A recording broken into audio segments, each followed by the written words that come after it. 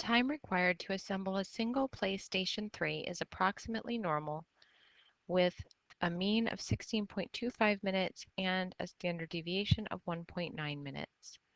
A random sample of 20 PlayStation 3 assembly times is selected. Find the minimum assembly time of the upper 10% of the average assembly times.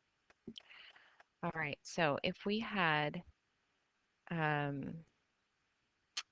bell curve drawn out, then we would be looking for the value that divides the top 10%, or as a decimal, 0.1 area to the right. So this would be very far to the right under the bell curve. And we want to find out what that value is that divides the 0.1 on one side to the right and the 0.9 to the left. So the left area that is known is 0.9. And I want to use that to find the boundary. All right, so we can do that using the norm.inverse by using the left probability and inputting the mean and the standard deviation.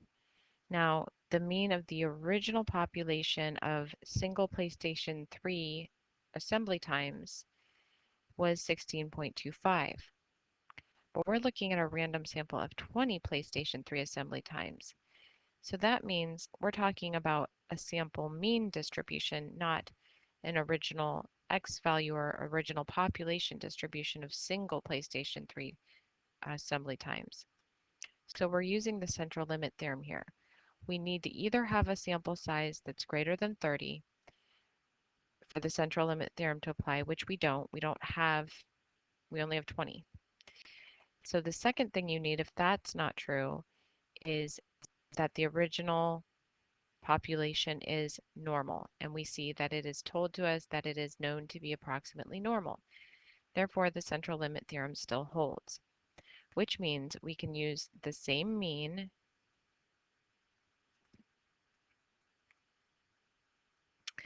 and the standard deviation of the original population will be used to find our standard error, which we're just going to divide by the square root of the sample size. And the sample size here is 20. So that means that this answer right here would be the assembly time, or the average assembly time, that would divide the bottom 0.9 or the bottom 90% from the top 10%. So the minimum assembly time of the upper 10% of the average assembly times is, I don't know what we should round this to, but let's say 16 point, the mean was at 16.25. So let's go three decimal places out. So we'll go to 794. Let's go a little farther than the mean.